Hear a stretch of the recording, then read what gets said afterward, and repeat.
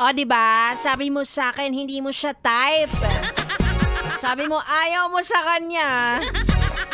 Eh ngayon, hinahanap-hanap mo na.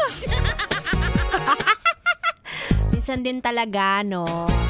Totoo yung sinasabi nila na the more you hate, the more you love. Oo. Marami akong kilala dyan na nung una, sukang-suka sila.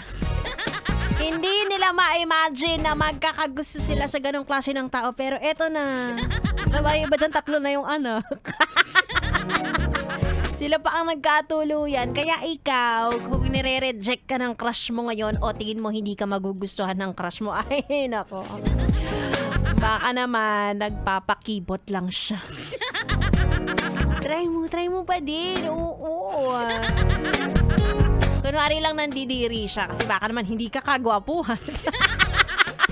Baka nahihiya pa siyang ipaglaban ka, diba? Pero kapag ikaw ay porsigido, ay nako, baka makuha mo ang premyo. May mga ganun. Dapat talaga sa buhay, determinado ka. Minsan, yung mga tao nga hindi ka gusto, minsan challenge lang talaga yan eh. Promise. Hindi ka naman kasuklam-suklam, diba? Parang ano ka naman, alam mo yon, parang may papakilala ka naman sa magulang, ganun ka naman kaayos bilang tao. Kung tingin mo okay ka naman, ano ang mga rason kung bakit hindi niya ako magugustuhan? Dapat lang talaga porsigido ka kasi may mga babae diyan na gusto lang nila yung yung makikita nila na patay ka sa kanila. Yung gandang-ganda ka sa kanila.